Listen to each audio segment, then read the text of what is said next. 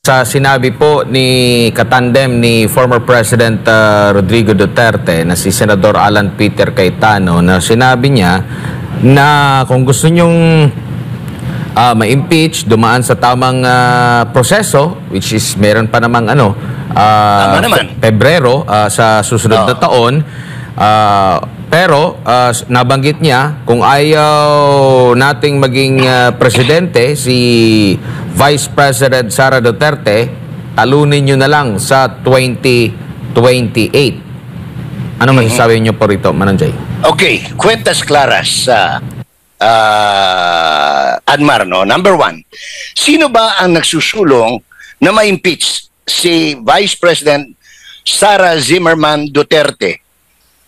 Number one, malinaw pa sa sikat ng araw si Congressman Martin Ferdinand Romualdez ang talagang pasimuno ng kanyang pagpapatanggal dahil he sees, no? Si Romualdez nakikita niya na ang pinakamabigat na makakalaban niya sa kanyang obsession na maging presidente. Hindi lang ambisyon na obsession na maging presidente ay si Mrs. Carpio, si Inday Sara. So talagang gumagawa siya ng paraan para matanggal siya. Kasi pag wala si Sara, may chance siya. Kahit 1% pa lang siya ngayon, no? Lamang pa sina Pacquiao, sina Mrs. Robredo, at kusino pa, no? Baka mas lamang pa si Soto kung isasama si Soto sa equation. Number two, sino ba ang gustong matanggal si Sara? Kundi yung Makabayan Bloc at yung kanilang mga kaibigan sa Communist Party of the Philippines, New People's Army, National Democratic Front, sapagkat balakid si Inday, si Mayor Inday, nasubukan na niya yan nung mayor siya ng Davao at ngayon ay Vice Presidente, sa kanilang hangarin na makapagpalit ng gobyerno at mahawakan ng mga communist, terrorist, rebel ang gobyerno ng Pilipinas. Malinaw po yan. Sino pa ang ibang interested party na matanggal ang presidente, ang vice presidente? The vested interest. Yung mga corrupt, yung mga hindi makapagnegosyo sa gobyerno ng patas. No? Lahat sila. So, kaya nga ang sinasabi tama si Mr. Cayetano, the gentleman from Taguig Pateros, na malapit na 28, talunin nyo. Pag tinalo nyo, wala na. Di tapos ang boxing, natalo si Inday. Pero o kaya talunin nyo sa isang patas na laban. Ibig sabihin, tumaan kayo sa tamang proseso. Pagdating ng February 6, 2026, you file an impeachment complaint, duly certified, verified, with all the necessary probable causes, pieces of evidence attached, and then idaan yan. Pagka-file, i-refer ka agad ng Senate o ng House Secretary General to the Speaker. The Speaker refers it to the Rules Committee.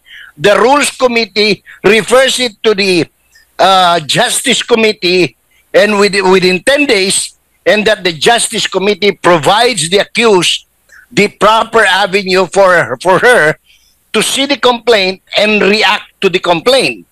And more probably, dumaan sa tamang proseso by way of a committee hearing sa Justice Committee, unang-una to check whether the articles of impeachment presented is tama sa forma, tama sa substance, which are required for a tamang proseso sa isang impeachment proceedings na tinutukoy na nitong desisyon sa Torion Petition.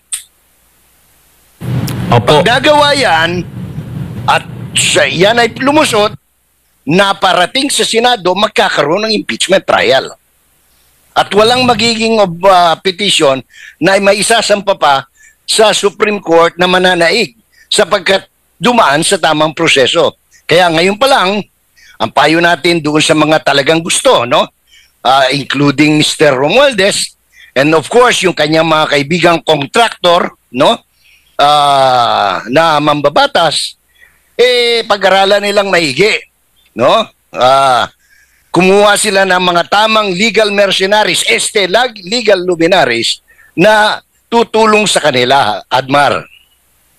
Opo, and muli ngang binigyang diin nitong si Senador Alan Peter Cayetano yung naging pahayag din ng Supreme Court. Sabi niya, i-quote ko lang si Senador Alan Peter Cayetano, hindi ba tama naman yung sinabi ng Supreme Court, dapat may impeachment pero hindi dapat gamitin ito ng magkalaban lang sa politika. Ngayon, Correct. kung talagang may ginawa siyang masama, i-impeach pero sa tamang paraan. At sa tamang panahon. Kasi may 1-year bar nga eh. Hindi yung meron ng isa, meron ng dalawa, meron ng tatlo, tapos ang ilulusot mo yung pang-apat. Bawal po yun sa saligang batas. Malinaw po yun. Ngayon, ako, para lang malinaw, hindi lang naman impeachment ang pwedeng gawin. Pwede, kung halimbawa sinasabi, gaya ng sinasabi ni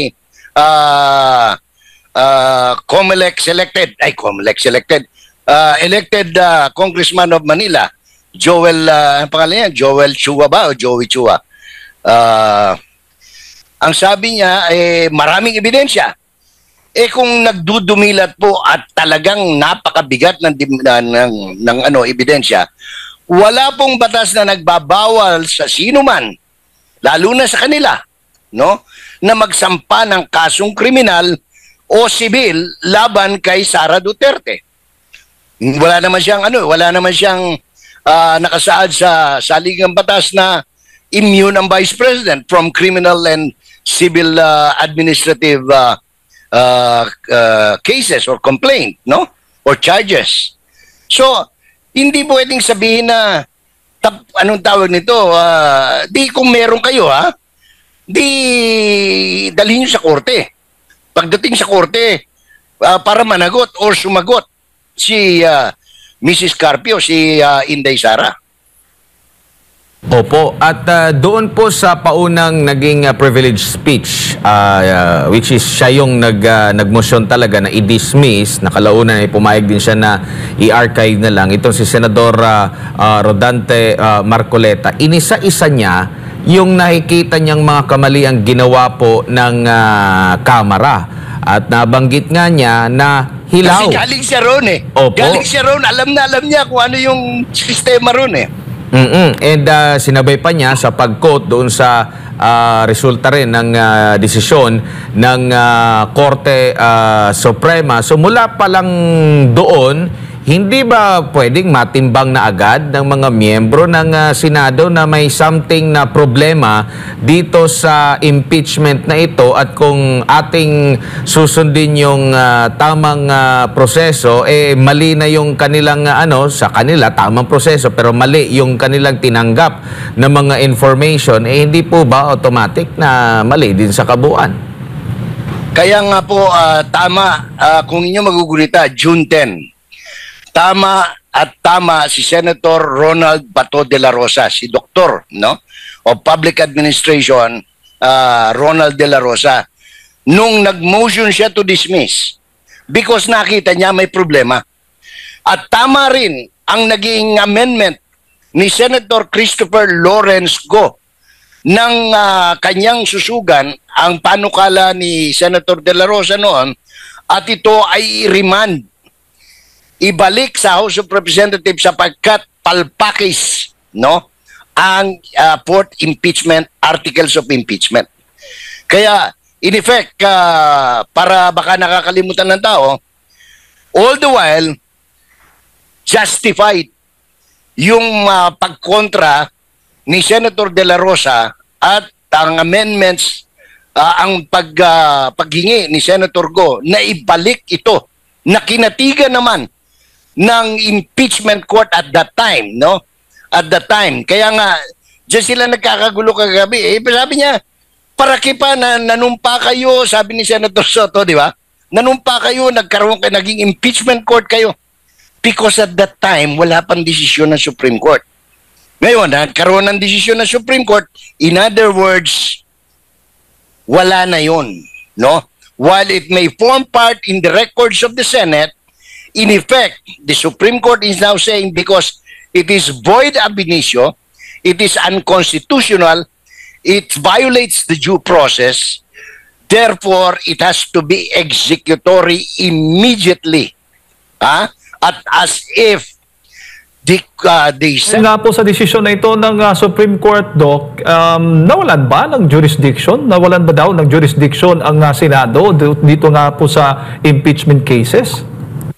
Well, I don't think that is the problem here. Ang problema kasi dito, hindi nasunod ng House of Representatives ang tamang proseso. At of course, kung ibabase mo doon sa naging 97-page ruling ng Supreme Court, inilatag doon kung ano yung tama na procedure para mabigyan ng due process sa isang public official na impeach. Ang mahalaga kasi dito is it's not like meron kang 10 vice president o 5 presidente, meron ka lang isa at if found guilty, ang tao na ito can no longer run. So meron siyang tinatawag natin na aspetong political because ultimately meron siyang repercussion o consequence sa mga plano, sa loobin at aspirations ng tao. Like for instance, yung mga supporter ni Vice President Sara Duterte. And it has, of course, kung titingnan mo, implikasyon kung ano ang patutunguhan ng bansa natin. Kasi ultimately, if you remove one candidate then from the ballot, then it will mean that you have these other candidates at doon na lumalabas, nagmamanifest yung political interest ng bawat isa sa usaping ito. Po, ang Kamara, ang Speaker of the House, Martin Romualdez, ay nag-react nga po dito sa naging desisyon ng Senado. I-quote ko lamang po, sabi niya dito, "Let's be clear, the filing of the complaint was not rushed. What was rushed, remarkably, was its burial." Ano ho ba ang inyong komento dito?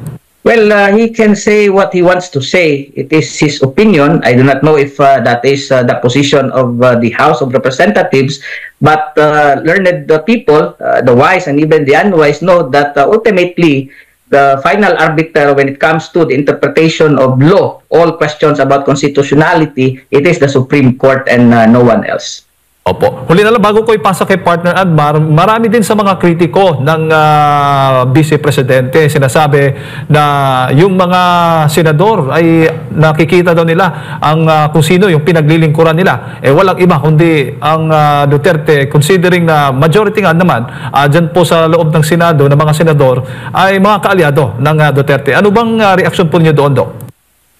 Well, wala namang meaning yung mga ganong type of opinions kasi kung titingnan mo, nakinig tayo sa buong sesyon ng Senado, ang naging batayan nila, as I've said at the outset, is yung konsepto ng rule of law.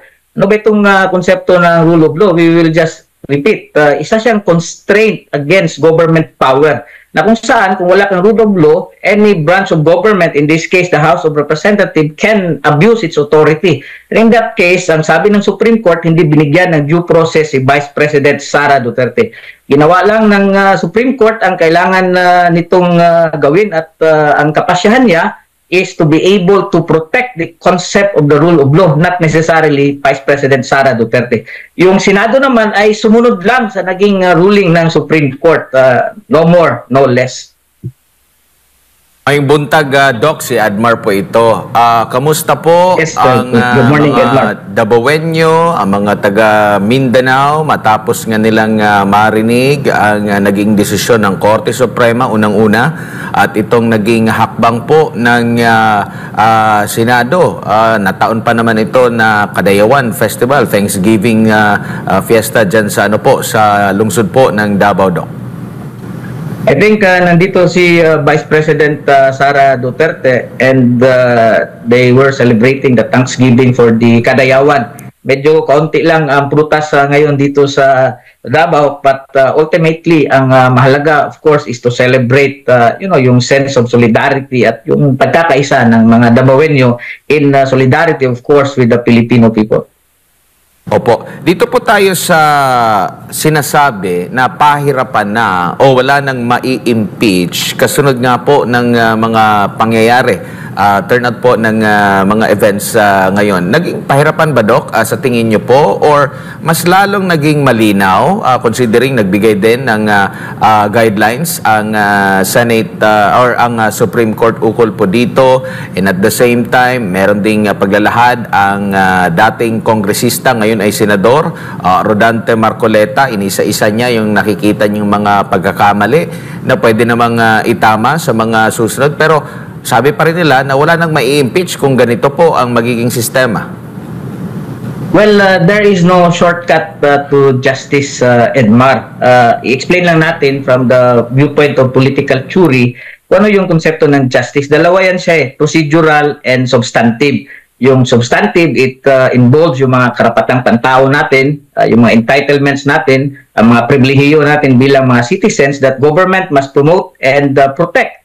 But at the same time, meron din tayong tinatawag na procedural justice. Kahit pa ang isang tao is entitled sa isang bagay, kung yung paraan na kung saan nakuha niya yung entitlement ayan is unfair, ibig sabihin, parang nilaktawan niya ang isa dahil may mga koneksyon siya sa gobyerno, hindi siya deserving kung ano yung makuha niya sa gobyerno in terms of that entitlement. Mas lalo na kung, for instance, you will deprive a person of a right. And in this case, pag you find guilty yung isang tao na ma-impeach, ang mangyayari dyan, hindi na siya makatakbo sa isang posisyon. So you deprive this individual of the right to serve the people. So mahalaga na we emphasize the proper procedures, yung fairness in terms of kung paano gumalaw yung procedure na ito para yung mga tao na kung titingnan mo, they have the power kasi kung titingnan mo yung mga congressmen natin, pumirma sila according to Senator Marcoleta, marami ang hindi nakabasa basta pumirma na lang,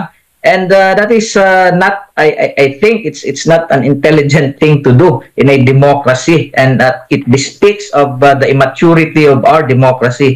So mahalaga, ang ginawa lang ng Supreme Court doon ay ilatag kung ano ba ang tamang paraan para naman mabigyan ng tamang at patas na procedure kung paano halimbawa ma-impeach ang isang public official. So I do not think na it made things more difficult.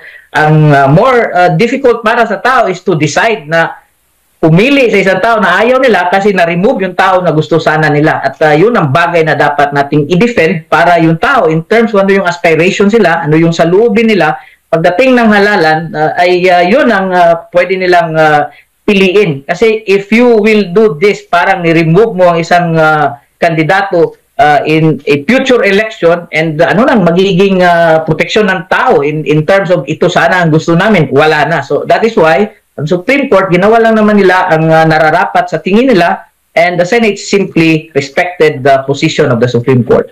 Opo, at nabanggit mo ang Senado nare-respeto no, sa kabuuan ang naging desisyon ng Korte Suprema, pero marami pa rin ang may ilan din na hindi rumespeto dito. Kumbaga, karapatan din naman nila na kung ano yung kanilang pananaw, pero yung iba sinisiraan talaga na to the point na sasabihin pa na tuta ng mga Duterte ang Supreme Court. Pero matatandaan natin nung kasagsagan na hinuhuli ang dating presidente, hindi po ba nagpasaklolo din sila sa Korte Suprema, at kung tuta pa ng mga Duterte itong Supreme Court, hindi po ba makakuha sila ng pabor during that time, at baka hindi nga madala sa Hague, Netherlands ang dating Pangulo? Well, there is no argument when it comes to that, Edmar. Klaro naman yun na ang Supreme Court ay hindi nagpadala sa bugso ng emosyon, at ang nangyayari ngayon is itong opposition na matawag natin the anti-Duterte is nagpapadala sila sa kanilang bugso ng emosyon, at they are making these judgments against the Supreme Court when in fact nakikita naman natin na objective at fair yung naging hatol ng Supreme Court, at meron pa ngang motion for reconsideration. So sila dapat ang maghintay kung ano ang gawin ng Senado. Karapatan ng Senado ang gumawa din ng aksyon, at kung meron mga reaksyon, titingnan mo rin na generally ang publiko naman, hindi naman ganun talaga karami o overwhelming ang reaction against the position of the Supreme Court. So meaning to say, pati tayo mga Pilipino, and ultimately sa isang demokrasya is the rule of the majority that should prevail.